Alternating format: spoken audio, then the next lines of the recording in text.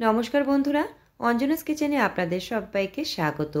রোজকার মতন আজ আবারও একটা নতুন রেসিপি নিয়ে আপনাদের সাথে হাজির হয়ে গেলাম। আজ আমি তৈরি করব বিটের ঘন্ট। এটা খেতে খুবই ভালো হয়, রুটি, লুচি, পরোটা বা ভাতের সাথে খেতে অসাধারণ লাগে। দেখে নেওয়া যাক রেসিপিটি। এর জন্যে আমি অল্প কয়েকটা বিট নিয়ে নিয়েছি। বিটগুলোকে আমি ভালো করে চোকলা ছাড়িয়ে ধুয়ে নেব। ধুয়ে নিয়ে আমি গ্রেটারের সাহায্যে গ্রেট করে নিলাম। আর অল্প কিছু মটরশুঁটি ছাড়িয়ে নিয়েছি, কয়েকটা কাঁচা লঙ্কা নিয়ে নিয়েছি। এবার গ্যাসে কড়া বসিয়ে কড়াতে সাদা তেল দিয়ে দিলাম। তেলটা গরম হয়ে গেলে অল্প পরিমাণে কালো জিরে আর কয়েকটা কাঁচা লঙ্কা দিয়ে দিলাম। কালো জিরে কাঁচা লঙ্কা ভালো করে নাড়াচাড়া করে একটু ভেজে নেব। ভাজা হয়ে গেলে এর মধ্যে গ্রেট করে রাখা বিটগুলো দিয়ে দিচ্ছি। বিটগুলো সব তেলের মধ্যে দিয়ে দিলাম। এবার নাড়াচাড়া করে ভালো করে একটু তেলের মধ্যে মিশিয়ে দিচ্ছি।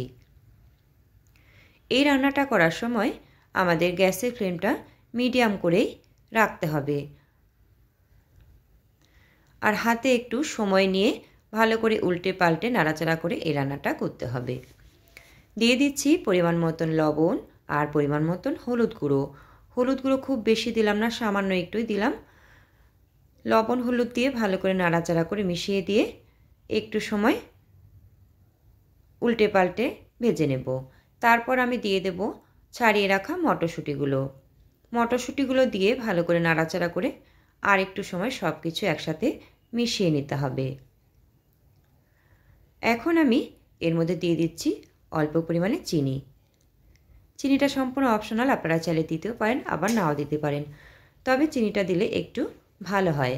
নিরামিষ সবজির মধ্যে একটু চিনির পরিমাণটা দিলে বেশ ভালো লাগে। চিনিটা দিয়ে সব একসাথে ভালো করে একটু মিশিয়ে দিলাম। এখন গ্যাসের ফ্লেমটা মিডিয়াম রেখে ঢাকনা বন্ধ করে দিয়ে 3 মিনিট মতো রেখে দেব, যাতে করে সব কিছু ভালো করে সেদ্ধ হয়ে যায়।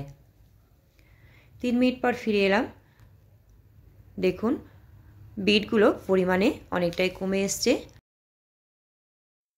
এবার একটু নাড়াচাড়া করে ভালো করে সব কিছু আবারও একটু মিশিয়ে দিয়ে ঢাকনা বন্ধ করে দিয়ে আরও 2 মিনিট মতন আমি রেখে দেব, যাতে করে আরও একটু ভালো করে সেদ্ধ হয়ে আসে। দেখুন আমি ঢাকনা বন্ধ করে দিলাম। এবার 2 মিনিট পর ফিরে আসছি। 2 মিনিট পর ফিরে এলাম।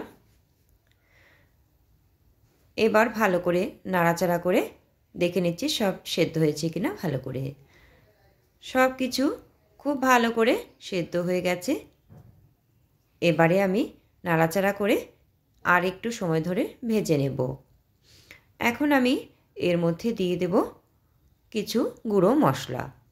গুঁড়ো মশলার মধ্যে আছে ধনে গুঁড়ো। এখানে আমি 1 চামচ মতন ধনে গুঁড়ো দিলাম। ধনে গুঁড়োটা দিয়ে ভালো করে নাড়াচাড়া করে সব একসাথে মিশিয়ে দিচ্ছি। গ্যাসের ফ্লেমটা কিন্তু বাড়াবো না, ঠিক ওই রকম মিডিয়াম ফ্লেমেই আমি রান্নাটা করে নেব। ধনে গুঁড়োটা মিশিয়ে দিয়ে তারপর আমি 1/2 চামচের থেকে অল্প কম লঙ্কার গুঁড়ো দিয়ে দিলাম। লঙ্কার গুঁড়োটা আপনারা যে যেরকম ঝাল খাবেন সেই মতন ব্যবহার করবেন। সব কিছু একসাথে ভালো করে নাড়াচাড়া করে মিশিয়ে আরও আমি একটু সময় ধরে ভেজে নেব। মোটামুটি একটু শুকনো শুকনো ভাব হয়ে গেলে আমি নামিয়ে নেব। সবশেষে আমি দিয়ে দিচ্ছি কসুরি মেথি। কসুরি মেথিটা দিয়ে ভালো করে নাড়াচাড়া করে মিশিয়ে দিয়ে আরও 1 মিনিটের মতন একটু ভেজে নিয়ে নামিয়ে নেব। দেখুন বিটগুলো আমাদের খুব সুন্দরভাবে ভাজা হয়ে গেছে। এবারে আমি একটু নাড়াচাড়া করে গ্যাসের ফ্লেমটা বন্ধ করে দেব। তৈরি হয়ে গেল আমাদের বিটের ঘন্ট। আমার এই রেসিপিটি আপনাদের কাছে কেমন লাগলো বন্ধুরা অবশ্যই জানাবেন। আর আপনারা এইভাবে একবার বিটের ঘন্টের রেসিপিটি বাড়িতে বানিয়ে দেখবেন। আশা করি খুবই ভালো লাগবে। ভিডিওটি ভালো লাগলে লাইক শেয়ার করে দেওয়ার জন্য অনুরোধ রইল।